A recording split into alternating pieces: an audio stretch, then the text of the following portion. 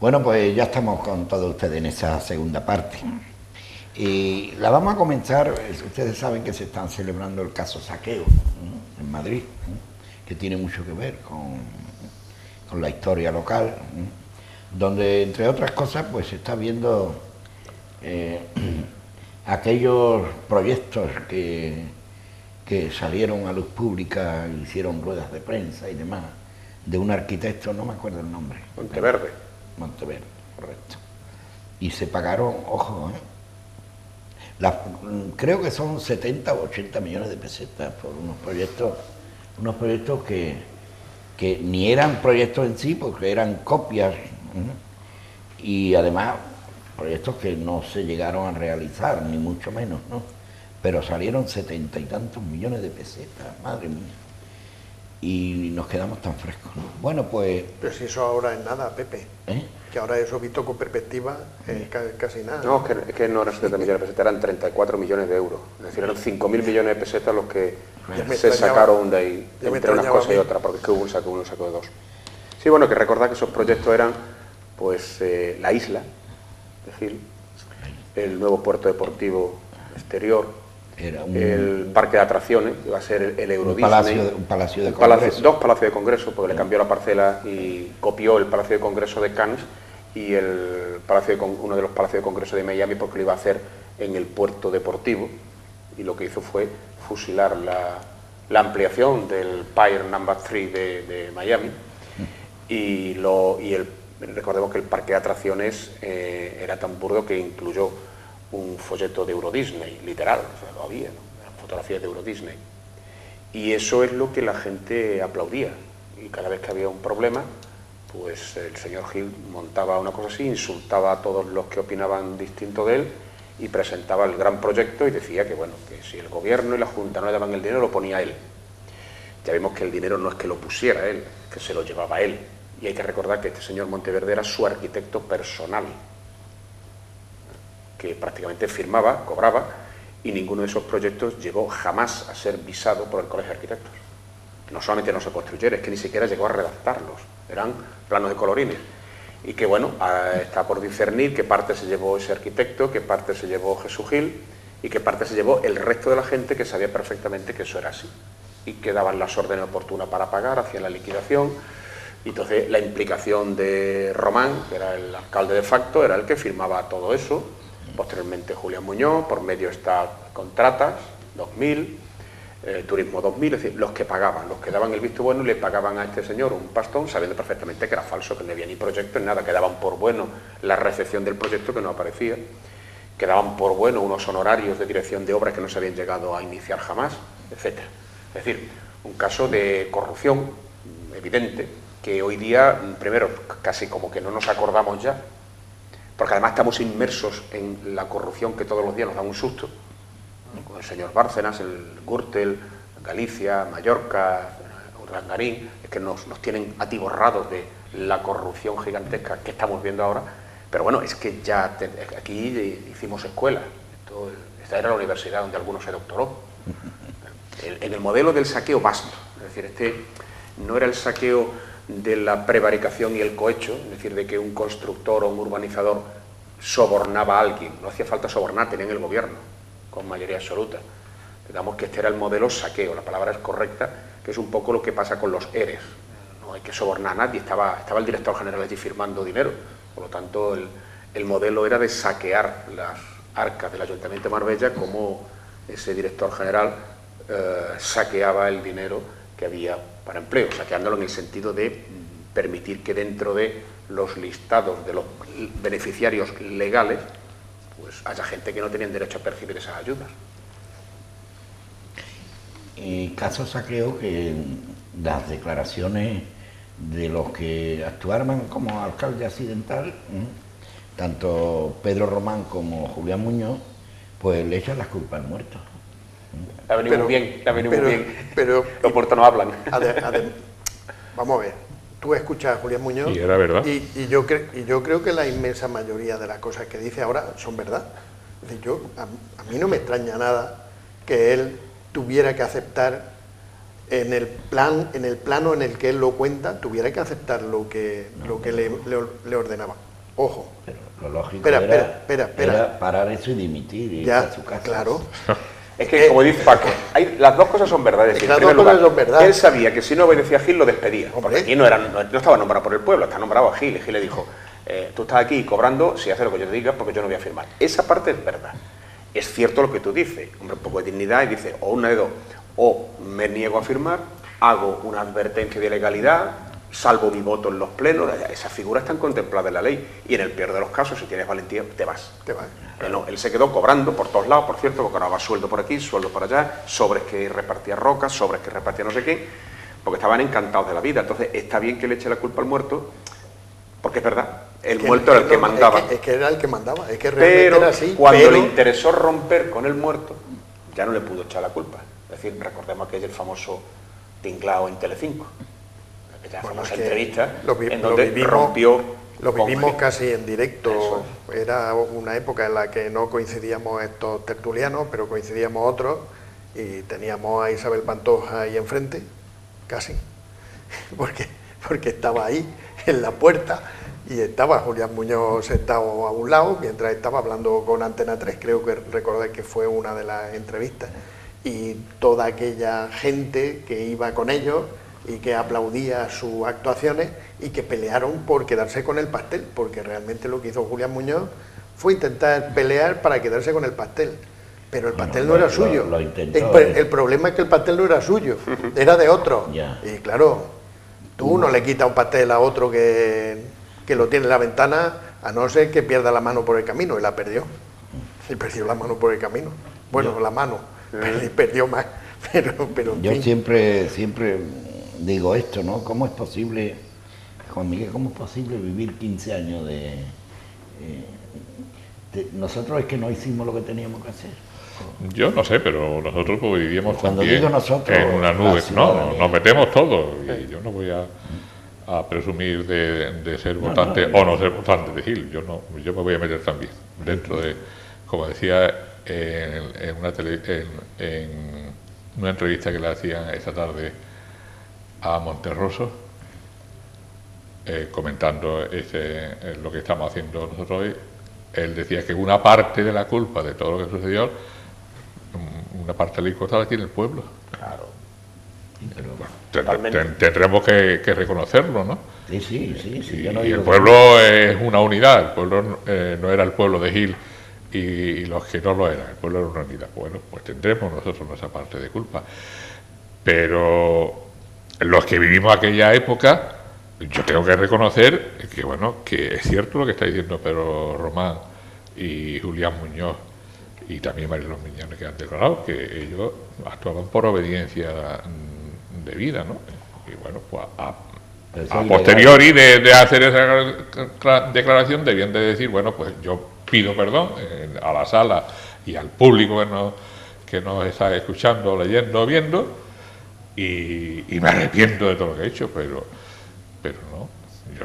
Yo sé, en la parte que a mí me tocó vivir, que ellos no tenían autonomía de lo que estaban haciendo, lo sé, que ahí había una troika, como decimos ahora, de Europa, que era la cabeza visible y rectora y motora Julián Jesús Gil, el secretario que tenía Sierra.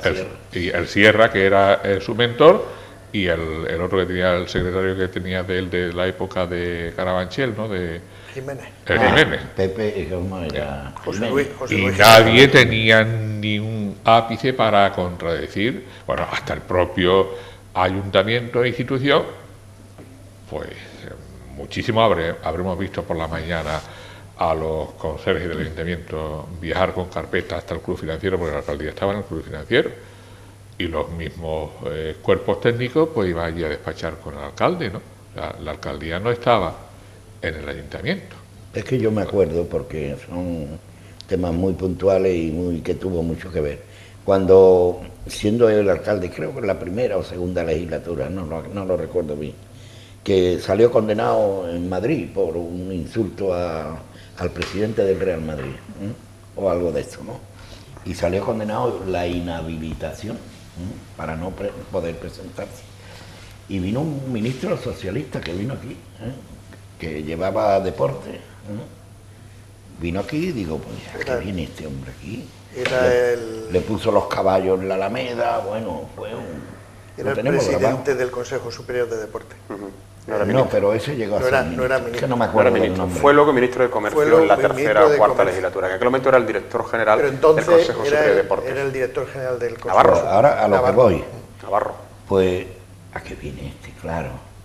En el siguiente Consejo de Ministros entró el perdón, no, ¿cómo se dice? Le hizo un favor mayor. El indulto. Pepe. El indulto, y el gobierno. Le hizo un favor mayor. Navarro le hizo un favor mayor a Jesús Gil. Que fue, sí, muchísimo mayor. Que fue aprobar una legislación deportiva en donde se aprobaban las sociedades anónimas deportivas como estructura para dirigir o gestionar los equipos de fútbol en España, tenía el objetivo de hacer desaparecer la gran deuda que tenían los clubes de fútbol con el Estado. Bueno, eso se puede remarcar porque ahora mismo estamos en una situación similar, pero sí que es cierto que con aquella legislación Jesús Gil, y con un amigo suyo que veraneaba aquí también y que le prestó dinero para hacer la lavadora, que era Mario Conde, organizaron una jugada maestra y Jesús Gil se quedó con el Atlético de Madrid. Él no tenía la mayoría de ninguna manera, pero los socios del Atlético de Madrid estaban muy divididos porque eran socios, como en un club de fútbol normal y corriente, no estaban agrupados, y él en el último momento presentó una opción de compra por el Atlético de Madrid, de las acciones del Atlético de Madrid, avalada por el dinero de Banesto. Y nunca jamás Banesto puso un duro, porque a la mañana siguiente, a las 8, eso a las 12 de la noche, a las 8 de la mañana se retiró, él ya era presidente y quedó como presidente. Otro listorro como todavía hay una asociación de socios del Club Atlético de Madrid que pelea por recuperar el club. Sí, yo me acuerdo de eso. Todavía existe una asociación. Bueno, hay que recordar que en ese entorno, porque bueno, ya que estamos hablando de todo, también la imagen es buena, porque mucha gente, digamos que lee menos, pero mira más. Se ha comentado mucho la imagen de la señora Pantoja al salir del juzgado, que se sintió incomodada porque le gritaban algo distinto de lo que están acostumbrados a que le griten. Siempre le gritan guapa, reina, y al salir de los juzgados de Málaga, después de haber oído la sentencia que le condena a 2 años de cárcel por varios delitos, le gritaron otras cosas, le gritaron ladrón, etcétera, etcétera. Es decir, más o menos lo asocio porque le habían hecho un escrache, la palabra que se ha puesto de moda últimamente, que somos tan papanatas en este país que no podemos utilizar una palabra española. Siempre importamos palabras inglesas, en este caso hemos importado una palabra argentina. Entonces sabemos lo que es un scratch, ¿no? Bueno, pues eso, de que la gente se manifieste directamente contra una persona, no sea una manifestación que vamos por una calle contra el gobierno, contra tal, sino que van a por la persona en concreto y le dicen 4 cosas en su cara. Y recuerdo que ahora había una polémica, los medios de comunicación otra vez, no sé cuánto, bueno, está bien o está mal que a la señora Pantoja se le diga esto, lo otro, tal y cual. Y yo me sorprende un poco la sensibilidad, la piel tan sensible que tienen algunos, que durante mucho tiempo han demostrado tener una piel de elefante, que les molesta que le digan ahora algo que ya no es que se lo han inventado, se lo acaba de decir el presidente de la sala al leer la sentencia, que es una ladrona. Y digo esto porque también está con esto de que la plataforma antidesahucio pues le hacen concentraciones en la puerta de los dirigentes del Partido Popular que se han reído de la plataforma, que después de recibir una iniciativa legislativa popular con 1,5 millones de firmas, pues la tuvieron que aceptar a trámite, porque el escándalo es tan monumental que si llegan a votar que no, el país revienta. Bueno, pues dijeron, bueno, la admitimos a consideración, la unimos a la modificación que nosotros vamos a hacer, y ya lo descafeinaremos. Claro, lo que ha salido está tan descafeinado que es una verdadera tomadura de pelo. Todo el mundo piensa ha sido una tomadura de pelo lo que han hecho para una vez más beneficiar a la banca a costa del pobre ciudadano que se compró una casa con la hipoteca. Y están ahora con una campaña brutal por parte de los medios de la derecha en contra de la gente, esto, en concreto contra Ada Colau, que es la portavoz del movimiento antidesahucios, donde la han tachado de filoetarra, de nazi, Y lo han dicho personas no cualquiera, es decir, hay mindundi que están en las televisiones, las TDTs de la derecha gritando barbaridades que para eso les pagan.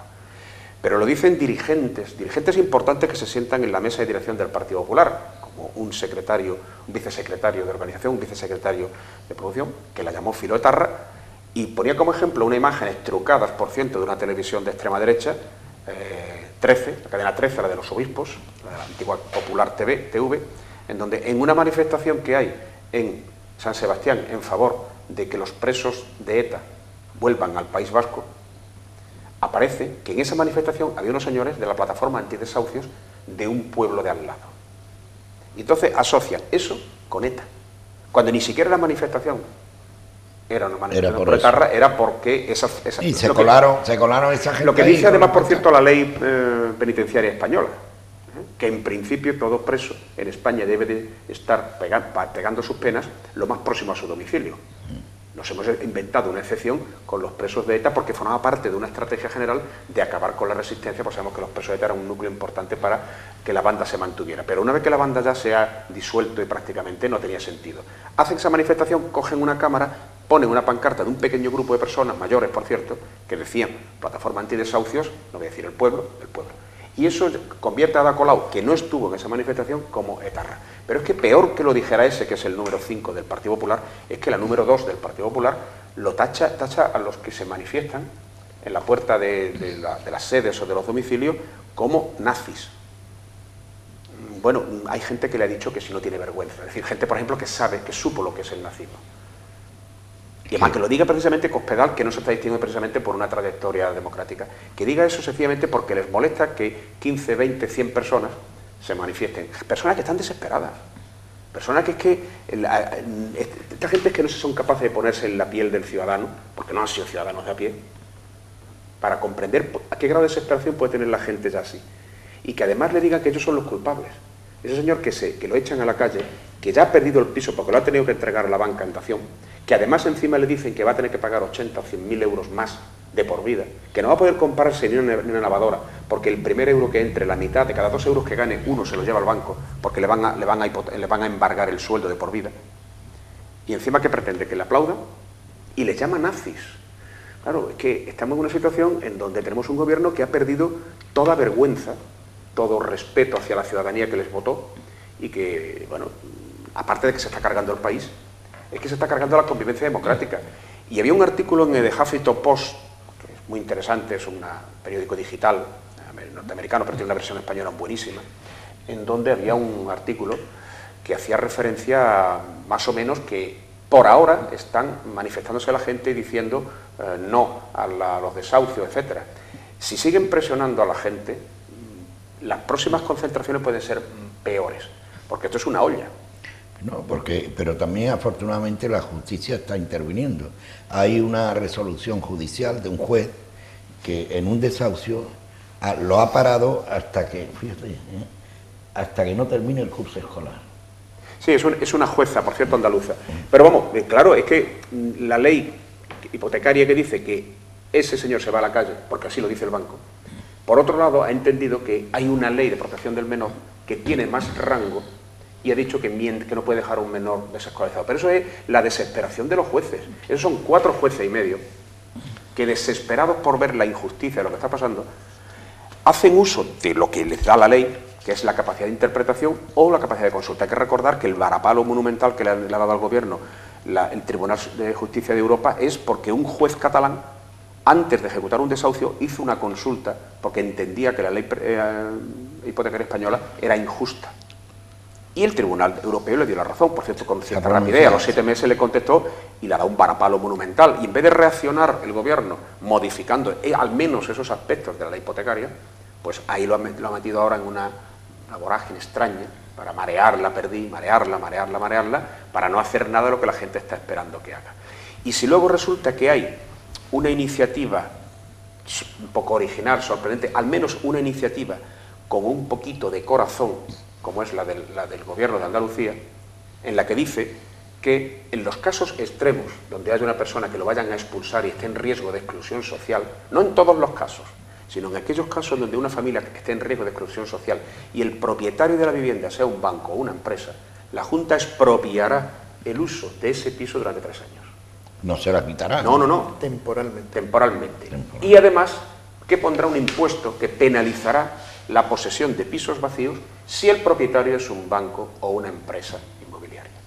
Y ahí tienes al Partido Popular lanzado en tromba y a toda la turba mediática de ABC, El Mundo, La Razón, la COPE, toda la TDT, Intereconomía, todos diciendo que es un gobierno socialcomunista. Se ha utilizado la palabra bolchevismo. Y curiosamente, la palabra, además del uso social de la vivienda, no está en ningún texto bolchevique, está en una encíclica de un papa. Por si le sirve de algo a esta derecha salvaje que tenemos en este país. Fue un papa el que habló del uso social de la vivienda, diciendo en el sentido que ese uso es prioritario al de la propiedad de la casa. La vivienda tiene un uso social que es más importante que el de la propiedad. Lo dijo Juan XXIII, que era un novaro. Y lo dijo Pablo VI en la Populorum Progressio. Es decir, son 2 encíclicas del siglo XX. Y estos se lanzan a acusar al gobierno de Andalucía de comunista, de revolucionario, de que va a expropiar la propiedad privada, y lanzan proclamas de que cuidado el que tenga un piso, que se lo pueden expropiar, y si tiene uno vacío, aunque sea suyo de vacaciones, se lo van a expropiar.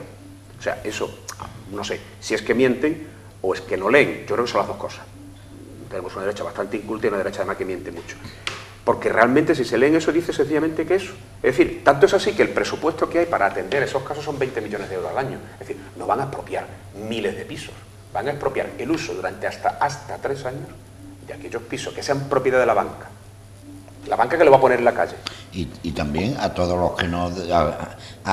según qué desahucio también, ¿no? Claro, aquellos que estén Porque en riesgo que de tenga... exclusión social. Es decir, que si hay alguien que puede pagar y no paga, la Junta no le va a regalar la vivienda. Exacto. Sino son aquellos donde están casos, los que están saliendo ahí que los vemos. O sea, además, la abuela que tiene una pensión de 480 euros. Lo habían contabilizado. Lo habían contabilizado. Ciento y pico, 190 casos en el primer año. Es que tú decir, sabes la picaresca... Sí, no, pero están contados. Ya, pero... Son información que tiene la consejería que dice, además puede decir hasta los nombres. La gente en cierto modo ya sabía si eran beneficiados o no.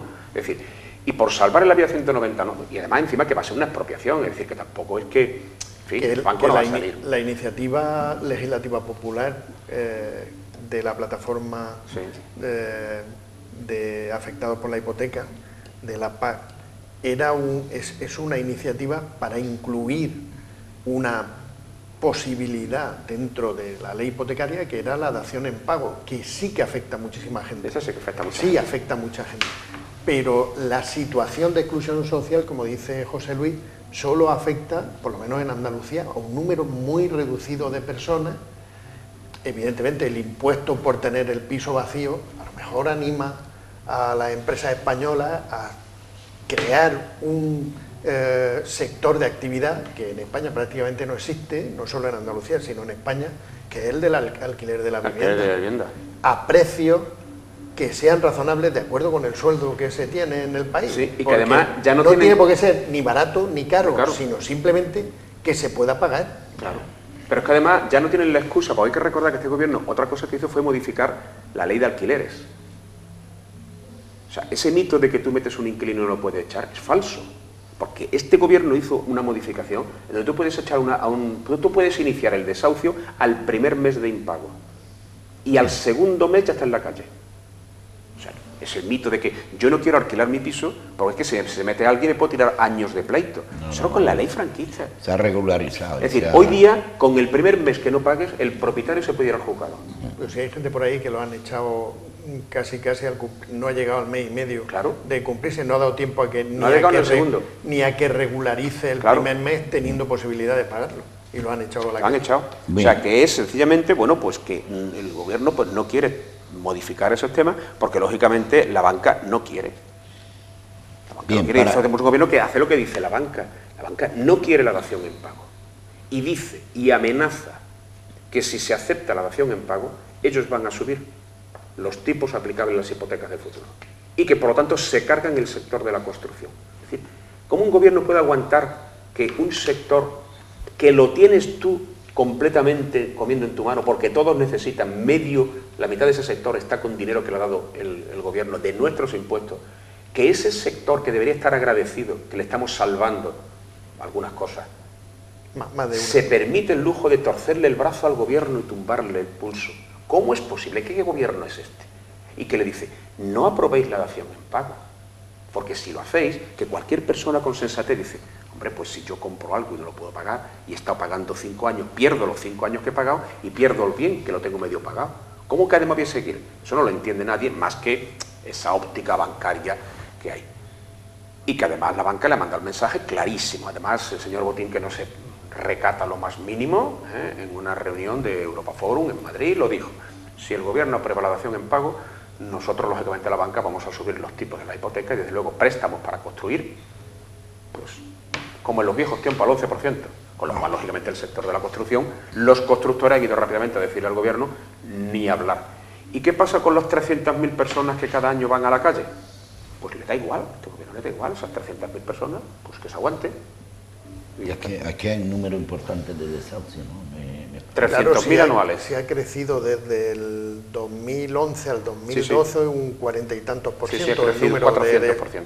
Un 400. 400. Cada desahucio Porque no son los es- desahucios, son los lanzamientos, es decir, un 400%, en poco más de año y medio. Me he equivocado. Es una barbaridad lo que nos está pasando. Bueno, para terminar, vamos a hablar un poquito del hospital, ¿no?